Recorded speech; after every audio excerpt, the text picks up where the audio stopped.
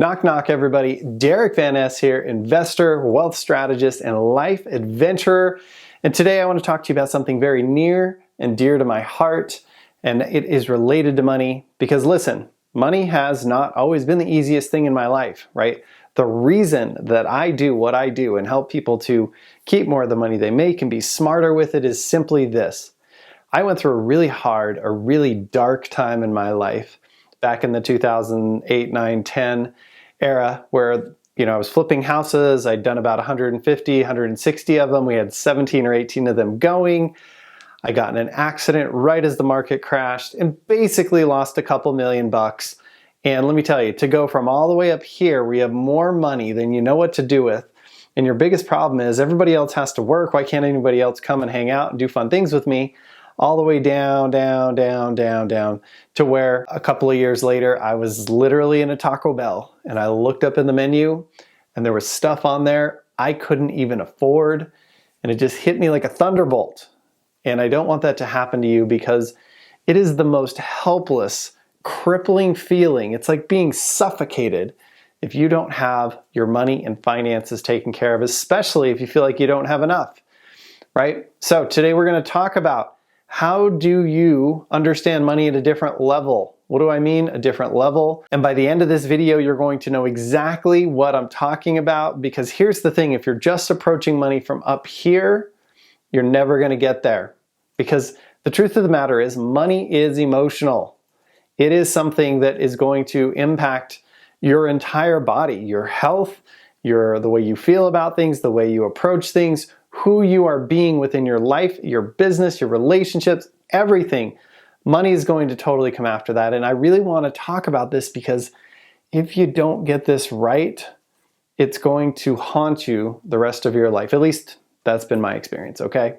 So I want to be straight about this because listen, this is the reason I got into the business that I'm in. When I went through that crash in 08, 9, 10, I was crippled. I had my soul pulled out, ran through a shredder, and somebody said, here's all the pieces, put it back together again. Everything you thought was true about money isn't.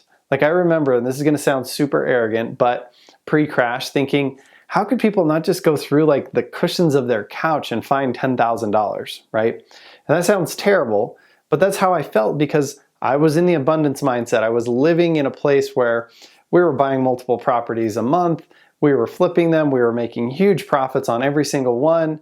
I did lose money on one, kind of two properties out of those couple hundred, but for the most part, we were just crushing it hand over fist, right? And so what I came to find out was when you don't have money in your life, when you don't have money figured out, it gets really, really emotional.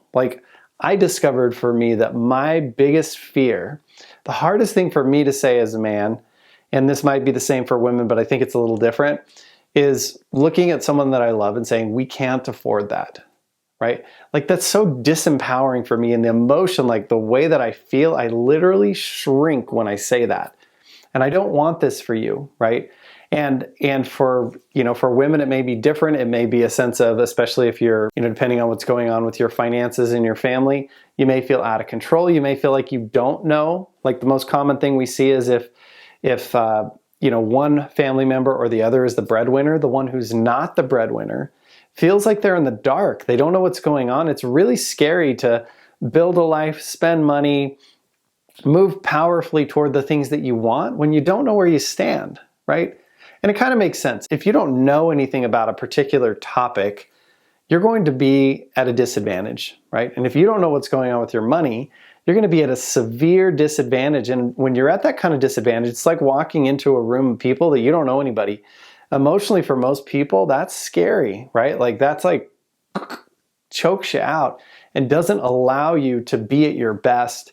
And so I want to talk about how do you switch that, because money is emotional. The emotion that you put behind your money matters so much to the impact and the outcomes you're going to get, right? And so if we can get you from a state of scarcity, a state of fear, a state of small, to a state of expansion, a state of contribution, a state of abundance, where you feel powerful, you feel in control, and the emotion that's there is like a wave pushing you toward where you want to go, as opposed to waves smashing into your face the other way when you feel out of control and weak and scarce emotionally, right? Because I just don't want to underestimate the power of emotion, because who you're being within what you're doing dictates what you get in life. I'm going to say that again. Who you're being within what you're doing is going to dictate the outcomes you get in life. So many people think it's what you do, it's what you do, it's what you do. It's not just that. It's who you're being within what you're doing. If you're being a jerk, if you're being scarce, if you're being fearful, if you're playing small, you can go through the same motions, the same activities as somebody who's being abundant, who's being confident, who's being powerful, who's being optimistic, and you're going to get a completely different result, right? So how do we take this emotion and how do we flip it around? Because I know so many people tell me that the last thing they think about before they go to bed at night, or the first thing they think about in the morning, quite often is money. We don't have a plan. How much do I have? Do I have enough? What if? Who knows? Oh my gosh, right? There's all that going on. So how do we combat that? How do we change that? Well, I keep this coin on my desk, and if you look at it, you probably can't see it here, but it says the obstacle is the way. It's something that I got from Ryan Holiday's website. Absolutely love the stoicism and the things that he teaches. But here's the thing with the obstacle is the way. The thing that you think is the wall that's holding you back is literally the thing you have to climb up to get to that next level. Kind of like stairs, right? You run into a wall, you got to take the next step up. Next step up. Well, what's that wall? For most people around money, the wall is they don't want to look at money. They think money's bad, money's evil. If I like money, I'm a bad person. I don't care about other people. We need to dispel that. All money is a scoreboard. And that scoreboard is keeping track of how much value are you creating in the world. If you're creating a lot of value, if you're super valuable to people, they're paying you for it. So that money is literally a receipt for the things that you've done for other people, right? And if you take that money and you put it to work effectively, it can propel you because you're putting that money into the hands of other people, into your business, into investments, so that those things can go and grow and create more value in the world, right? So money is not bad. It is not evil. It is a receipt for the good that you have done in the world. So I want you to remember that, okay? Now, if we're trying to look at the obstacle as the way, most people don't want to look at their money. Are they saving? How much are they spending? How much are they making? A lot of people have some idea of some of this stuff, but it's amazing. It's just like if you're trying to lose weight, but you don't pay attention to what you eat or how much exercise you do, what are the chances you're going to do well? Not very good, right? It's the same thing with money. If you don't look at your relationship and pay attention to how's my partner feeling, how are things going, is there any friction, is there anything we need to talk about, how are they responding to me? If you're not paying attention to those things, how well do you think your relationship's going to go? Not very well. Money is the same thing.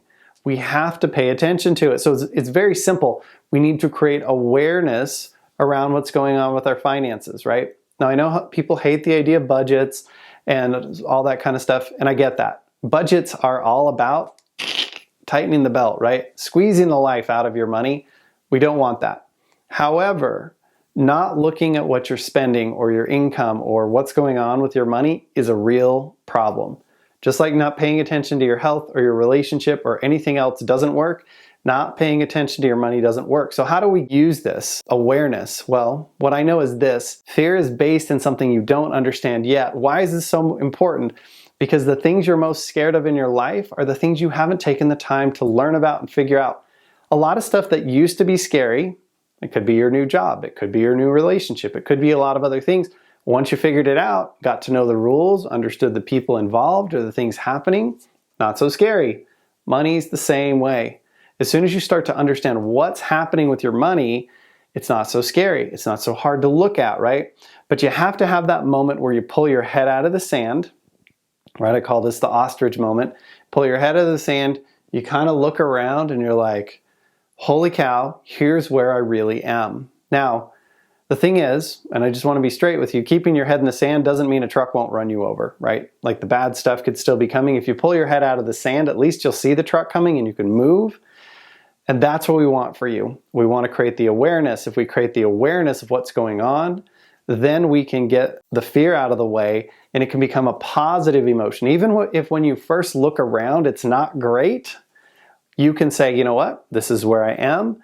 And now I can get better. I can see what I'm lacking. I can see what I'm doing right, I'm doing wrong, what's happening with my money. Now, if you don't know how to get control of your finances, you're going to need to work with somebody. Work with an individual, take a class, take a course. If you've seen my channel, you know I'm not crazy about some of the people out there like Dave Ramsey. I do think he gets a couple things right, but the truth is there's a much, much better way to build wealth and get your money working for you, and that's what we want for you. That's a lot of what we do for clients, but I just want to give you generally the idea that if you create awareness and you know what's going on, it reduces fear. If you reduce that fear, you've now created space for abundance and excitement to come into your life.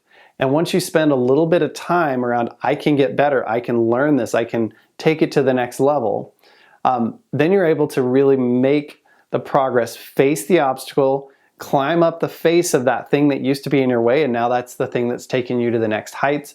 And you do that over and over and over again. So how do we do that? The first thing I would advise is work with someone who's good, but also take some time and look at your spending. Like literally open it up, just take the emotions, put them on the side, treat them like it's someone else's money, and start going through, what do you spend per month? Don't judge, right? It's gonna be a little bit scary sometimes for a lot of people, but go through and pay attention to exactly what you're doing with all your money. Write it all down. 1, 2, in a perfect world, 3 months worth, to kind of get a feel for what's going on. Even if you don't do anything else, it's going to create an awareness of like, okay, what's happening with my money? Where do I spend? Oh my gosh, I do this, I do that. I can't believe how much we spend on this or on that, or wow, we really do pretty good about this or with that. Once you create the awareness, you can't unsee it. You can't unthink the thoughts that you're thinking as you go through that. It's going to change the whole view of the whole thing. And what I want you to get out of that is, holy cow, there's a ton of opportunity for improvement here, right? Once you do that, you're going to shift everything.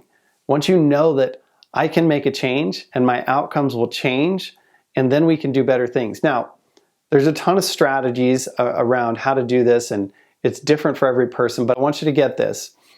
If we don't get the awareness, we are not in control of the emotions. If we aren't able to help dictate those emotions, we are a slave to them. And I don't want you to be a slave to the emotions around money, because those can be really scary and really devastating for families. So, my challenge to you is to become more aware around your money. Start learning. If you like this content or this is stuff that's useful for you, join us, subscribe down below, click the like button, let people know. Or if you have questions about this, comment down below. I do my best to respond to every single comment on the channel, and we want to get more of this information out to other people, right?